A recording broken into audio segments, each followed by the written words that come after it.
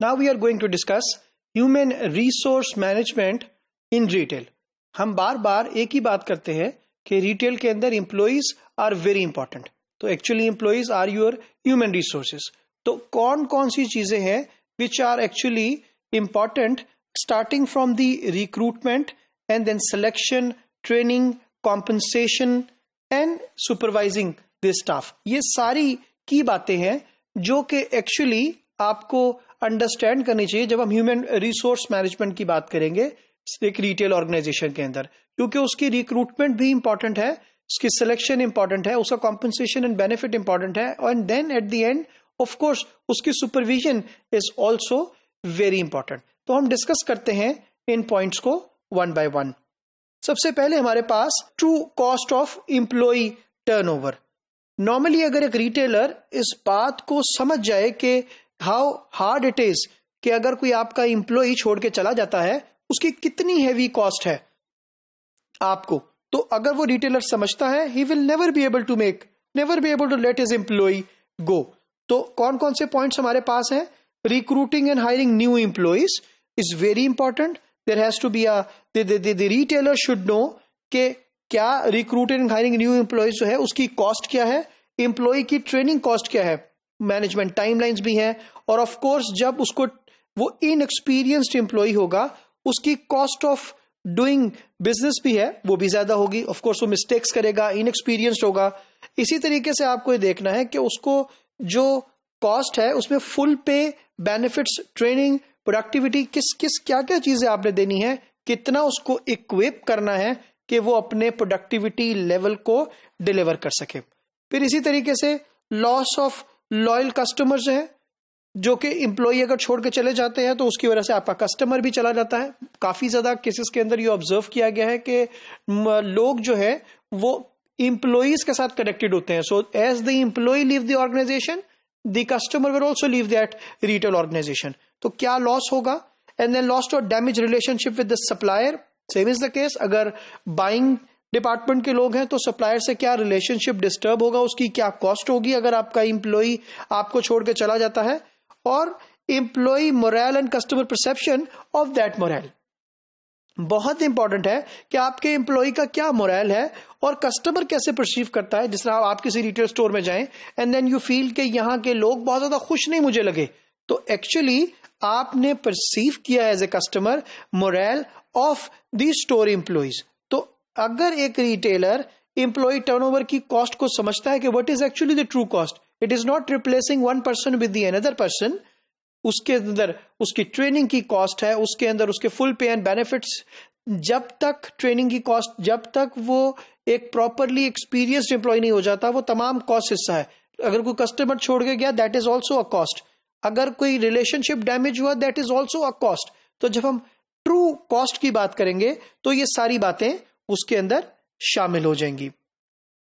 इसी तरीके से ह्यूमन रिसोर्स मैनेजमेंट के पर्सपेक्टिव में वुमेन का रिटेलिंग के अंदर किस तरीके से रोल है बहुत इंपॉर्टेंट है. सो तो तमाम issues they need to be addressed with regard to female workers, क्योंकि नॉर्मली एक रिटेल ऑर्गेनाइजेशन के अंदर it is a combination of, और it should be a combination of both male workers, female workers.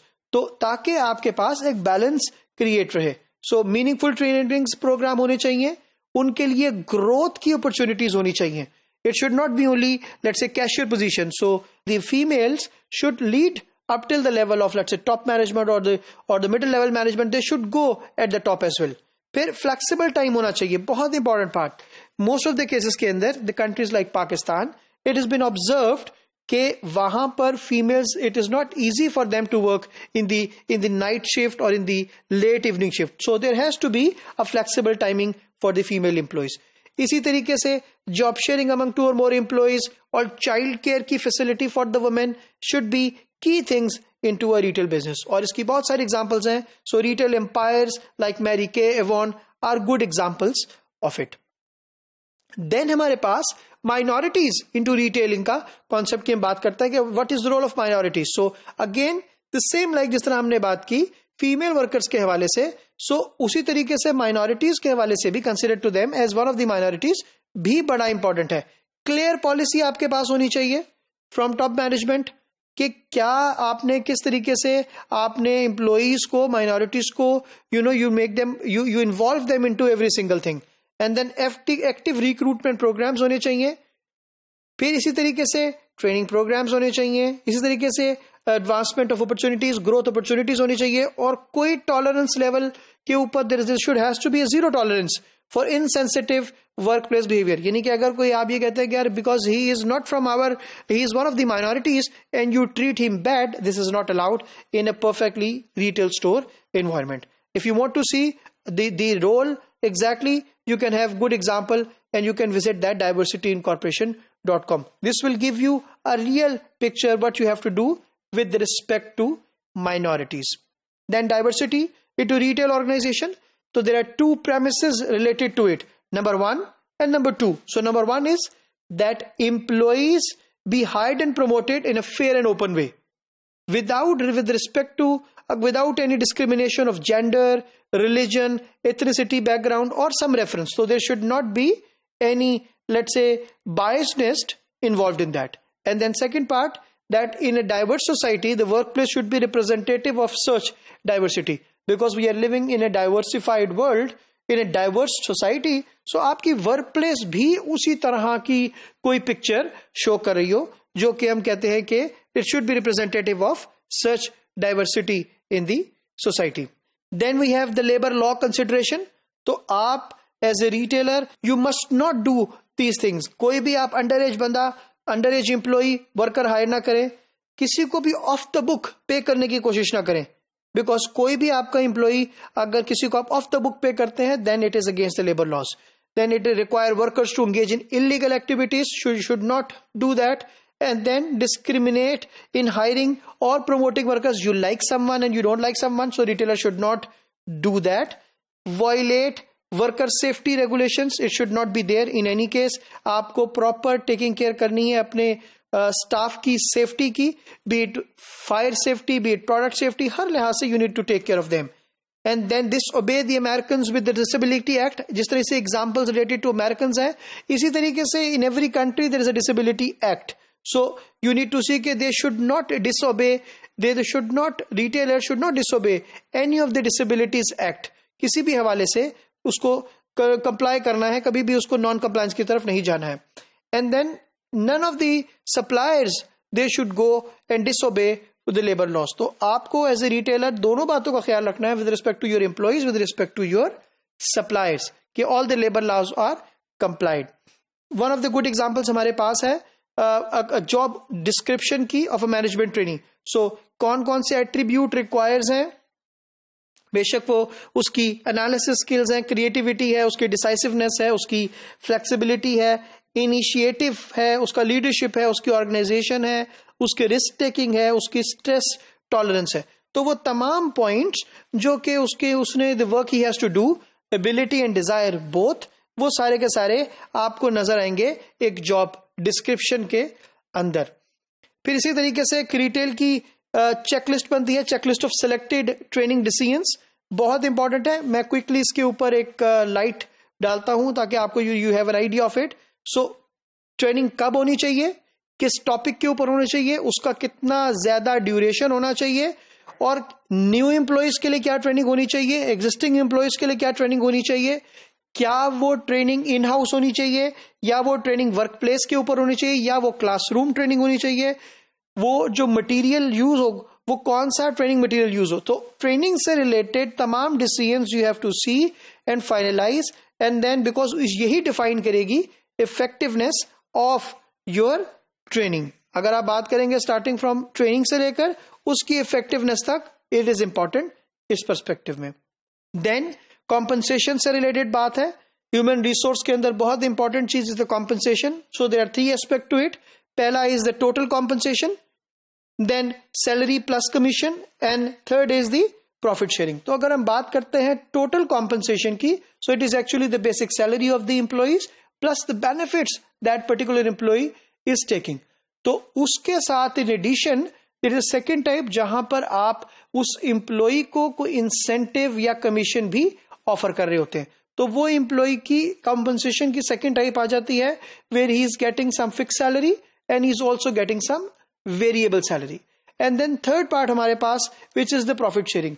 जितनी large retail organizations हैं, they normally ask their employees that they should work as partner in their business. So इस which means कि employ को अच्छी performance के ऊपर profit sharing की option भी दी जाती है. That if organization will be able to achieve a certain profit, of course the employee will get his share either in the form of bonus share or in the form of something but dividend, but he will get his profit share into the business. So compensation के अंदर ये तीनों important बातें जो हैं, ये तीनों important perspective जो हैं वो शामिल किए जाते हैं, जिसपे fix compensation, variable compensation where there is fix salary and the incentive और commission, and then the third part जो के रिलेटेड है आपकी प्रॉफिट शेयरिंग मॉडल से रिलेटेड. फिर कॉम्पनसेशन के बाद जो आपको की फैक्टर कीप इनटू कंसिडरेशन रखना है, दैट इज एम्प्लॉई का बिहेवियर एंड एम्प्लॉई की मोटिवेशन. सो आपका employees either they are doing sense of accomplishment है, अपने टास्क को प्रॉपरली कर रहे हैं, do they like their work, अपनी जॉब को पसंद करते हैं, उनका attitude towards physical work condition कैसा है, do they like their work place, work environment पसंद है, अपने सुपरवाइजर लाइन मैनेजर को उसके साथ व्हाट इज देयर बिहेवियर, उनका कंपनी में कितना कॉन्फिडेंस लेवल है कि let's say I am living for this company, I am fighting for this company, I am working for this company and then I need to grow for this company will grow in any case. तो उसका company में confidence level क्या है. फिर then knowledge of business strategy. तो employ should have the knowledge of the business strategy कि आप क्या करने जा रहे हैं as a retail organization. Of course जितना ज्यादा नॉलेज उसके पास इससे रिलेटेड होगा, he will be showing more positive behaviour and he will be more motivated. Last and important point related to the employee behaviour is the recognition of the employee. तो अगर एक employ main, क्योंकि उसका role एक employ का ही है, if is doing well he should be recognized properly because that recognition will be motivating him and will be a good thing for the other employees also, a motivation for other employees also. Last part related to the human resource management is the style of supervision, which is the supervision of the retail employees. जहां एक retailer सारी बातों के ऊपर focus कर रहा है, employ को ट्रेन कर रहा है, उसको हायर कर रहा है, सेलेक्ट कर रहा है, उसको कॉम्पनसेशन का ख्याल कर रहा है, उसके बेनिफिट्स का ख्याल कर रहा है, वहां दूसरे एंड के ऊपर वो ही इज इंटरेस्टेड कि वो लोगों को, अपनी टीम को, अपने एम्प्लॉइज को सुपरवाइज भी प्रॉपरली करे. So what they have to see, so management assumes that employee must be closely supervised and controlled. Only economic inducements motivate. तो in general आपकी जितनी भी पैसा फाइनेंशियल मोटिवेशंस होंगी, उसके अलावा there has to be a proper control associated to it. इसी तरीके से हम बात करते हैं कि एम्प्लॉय को प्रॉपरली जितनी अथॉरिटी दी जाए उसकी अकाउंटेबिलिटी भी दी जाए. तो there is one control of supervision. और लास्ट बात इसके अंदर है the management applies self management approach. तो if a manager is managing himself, is self management principle के ऊपर काम कर रहा है, सेल्फ मैनेजमेंट अप्रोच के ऊपर काम कर रहा है, so it is the ideal way of supervision. तो in general because then you are following the 4I principle to your eyes and to someone else eyes. ये कंक्लूड करेगा आपको हेल्प करने में एक अच्छे सुपरविजन में. एक रिटेल ऑर्गेनाइजेशन में in general starting from the beginning किसी भी हवाले से टिल द एंड, जहां पर सुपरविजन की हमने बात की, एक रिटेलर की ख्वाहिश है कि the business should be in his full control. तो जहां पर हमने बात की कि कॉम्पनसेशन एंड बेनिफिट का की रोल है, मोटिवेशन का की रोल है, ट्रेनिंग का की रोल है, वहां सुपरविजन ऑफ एम्प्लॉइज का भी बहुत अहम रोल है. Because if the employees are not properly supervised, in this case may be the organization will be in a position to lose control. और अगर कंट्रोल लूज कर देंगे तो at the end of the day the ending of the business will not be appropriate or will not be in the favor of the owners or the stakeholders.